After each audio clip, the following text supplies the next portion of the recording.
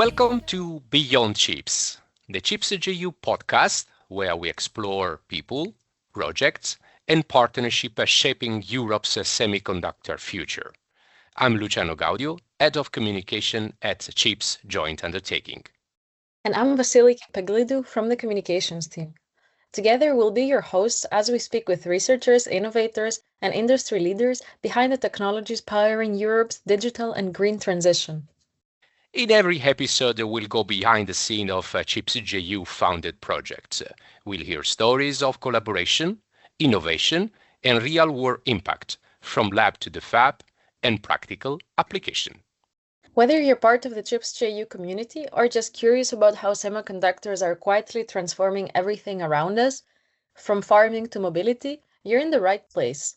Our conversations are guided by a shared principle: clear, respectful, and inclusive communication, just like how we work every day here at the Chips Joint Undertaking.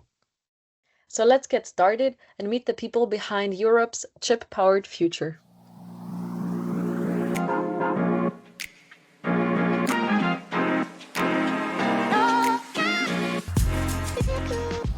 Welcome back to Beyond Chips. In this episode, we're focusing on FAMES, one of the 5 Chips JU pilot lines that's accelerating Europe's next generation of semiconductor technologies.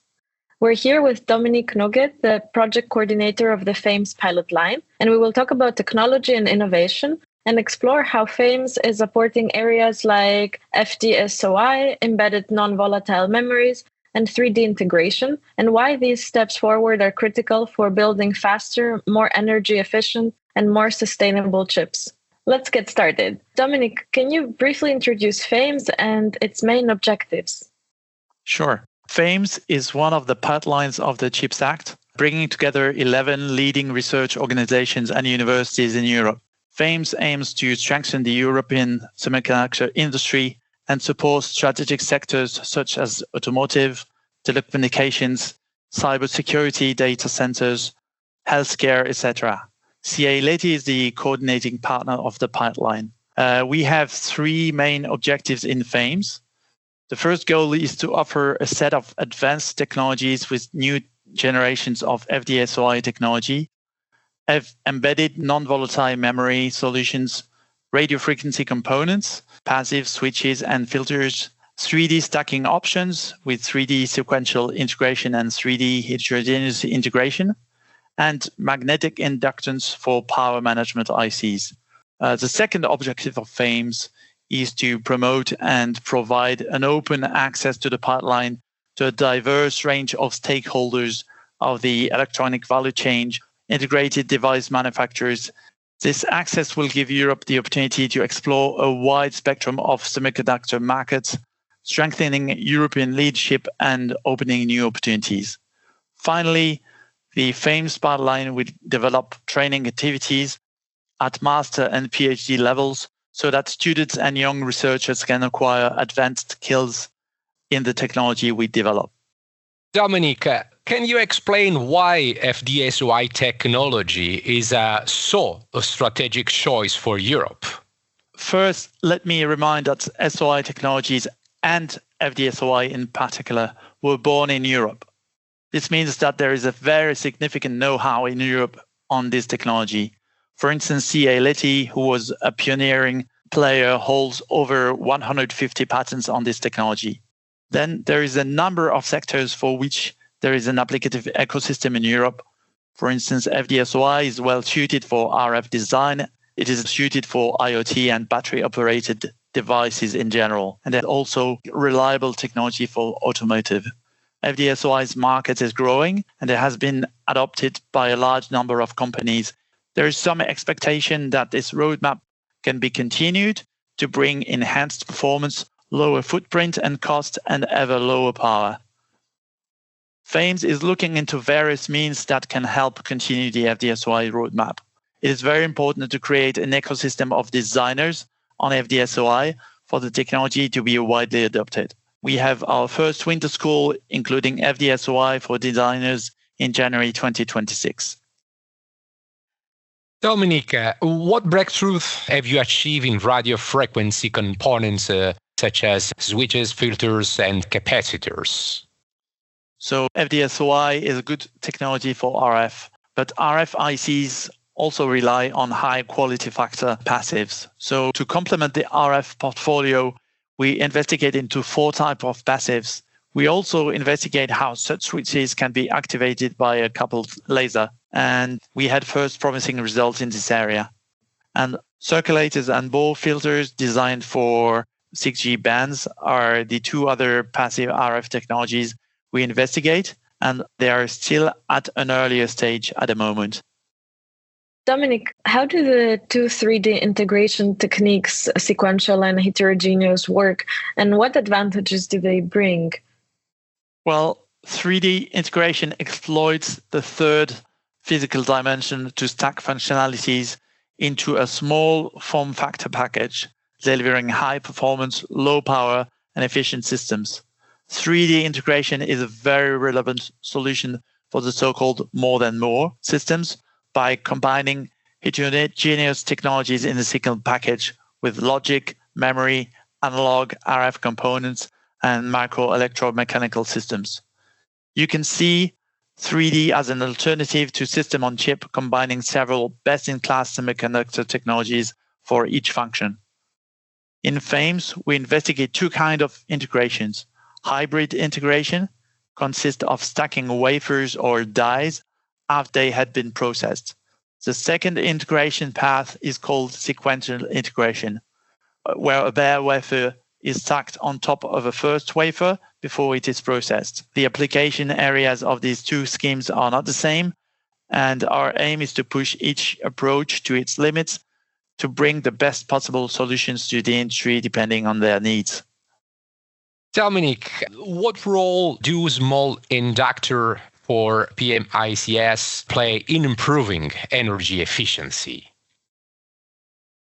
While systems have been dictated and designed based on data and bandwidth constraints for many years, their performance is now hindered by power efficiency and distribution of currents within the system.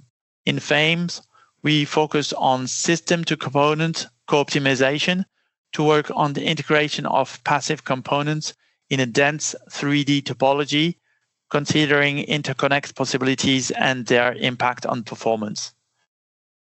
Dominique, can you share an example of a key technical challenge and how your team overcame it?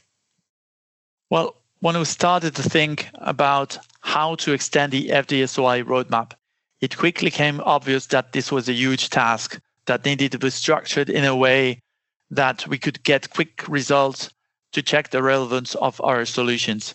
So instead of building the technology in the sequential mode, we decided to chop it into smaller modules that could be addressed in parallel, each tackling a specific challenge of the FD-SOI transistors. We created short loops, meaning specific experimental setups, so that these modules could be evaluated individually to speed up the development process. This approach has been quite successful. Dominique, how does combining multiple technologies create new possibilities in chips architectures? So FAMES is not about providing a unique solution to serve a specific market. The project rather aims at providing different technologies that can be combined either with each other or with already existing chip architectures to fit industry needs. For instance, we combine our eNVMs with GlobalFoundries 22 FDX, FD-SOI technology to enable early development of edge AI low-power chips. Dominique, the project still has a long way to go, but I'm wondering if you can share what have been the most surprising technical insights so far. We had very positive results recently, including world firsts that unfortunately I cannot disclose today because they are either being patented or submitted to be published in scientific journals.